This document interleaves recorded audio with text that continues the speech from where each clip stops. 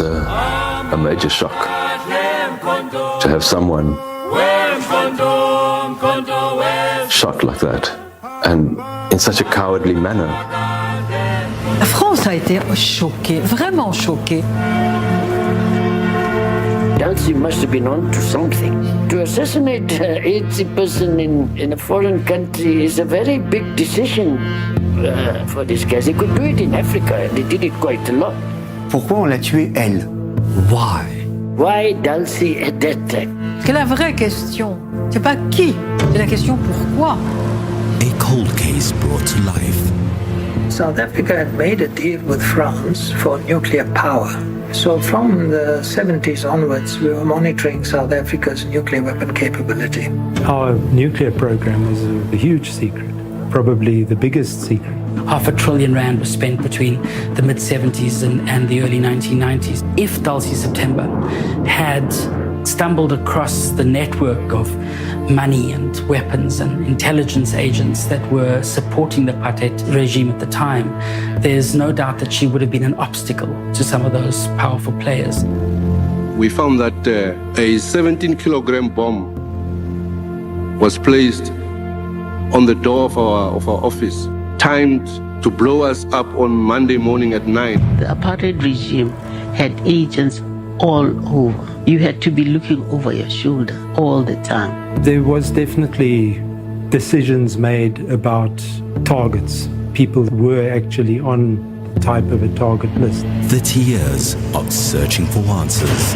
My subjectivity with regard to who I thought that the enemy was, namely the evil racist white minority regime in Pretoria, actually hampered my search for truth. I was chasing right-wing death squads and not looking at the left wing at all for years. She's investigating something at a time when the entire apartheid edifice is falling apart. And I think that's a particularly dangerous moment to be asking questions. She might have been onto something that wasn't wanted known then, and perhaps is still not wanted to be known. Today, the search continues. We need to question who profited the most from her murder. Murder in Paris.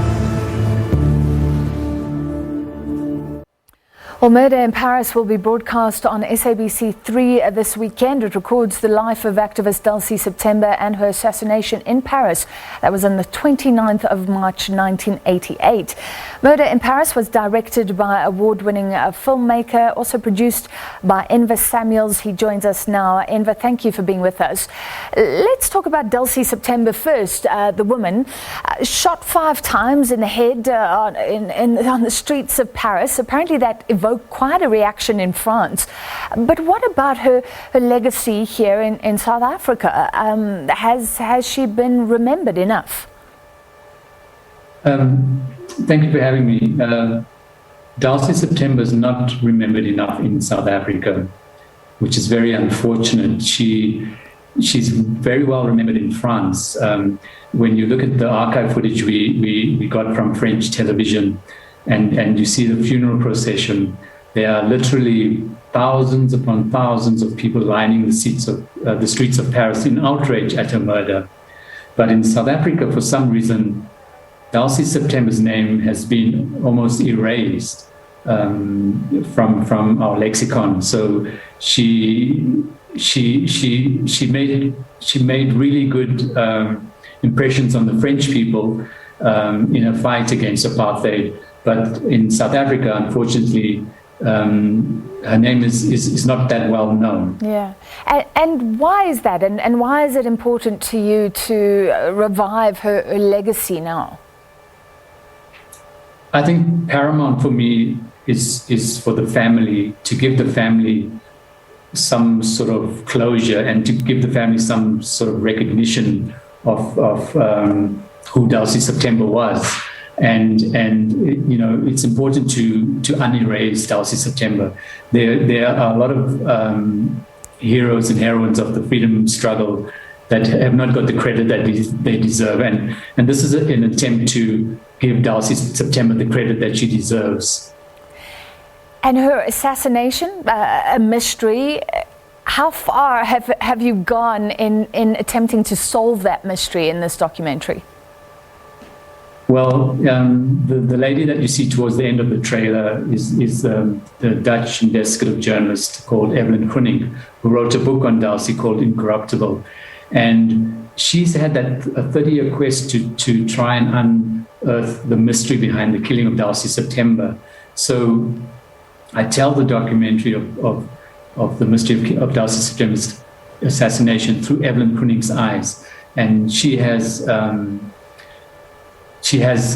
done a lot of investigative work on this, and she has her hypotheses about how Dulcie was killed, and it's all revealed in the documentary. Yeah, and the question is, I mean, was there weapons trafficking between South Africa and France, even nuclear weapons? We heard there. Yes. Who was doing the buying? Who was doing the selling? So, I mean, you must remember that during the 80s, South Africa, or the apartheid government, was at war. They were fighting wars in Southern Africa, Angola, Mozambique, Rhodesia, Zimbabwe. So there was a big appetite for arms. And the French, despite sanctions, were busy supplying South Africa with arms. So it was the French supplying the arms to South Africa. Mm. And is that well known, or with this coming out, the details contained in this documentary, could they be embarrassing to France now? That is not new evidence. It was well known, and it's not just the French that are complicit in activities like that. It's across the board in Europe and America. Meddling in countries that they thought there was something to gain from. So that's not a new revelation, but the revelation is basically Evelyn's hypothesis of how she thinks Dulcie September was assassinated. Okay, we won't give it all away, because you do want people to watch this documentary. Yes. Finally, how does a 33-year-old murder in a foreign country, how is it important for South Africa today, especially around Human Rights Day? I think it's extremely important. It's quite poignant that it's on Human Rights Day that we're broadcasting the documentary. We have to remember people like Dulcie September. There are hundreds, if not thousands more, of Dulcie Septembers. Dulcie September was an amazing woman. She was a strong woman. She was a freedom fighter. She could have left France despite death threats, but she remained at a post, and she died at a post. Yeah. Finally, more details. If somebody wants to catch this two-part documentary this weekend, so they turn on to SABC3 when? So on Human Rights Day, on March the 21st, 7:30 p.m.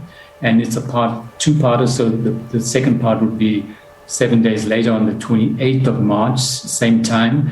And significant about that is it's 1 day before the 33rd anniversary of the assassination of Dulcie September. All right, so history, and it sounds really gripping. Thank you very much. That was filmmaker and director Enver Samuels. Catch Murder in Paris on SABC3, as he said, the first installment on Human Rights Day.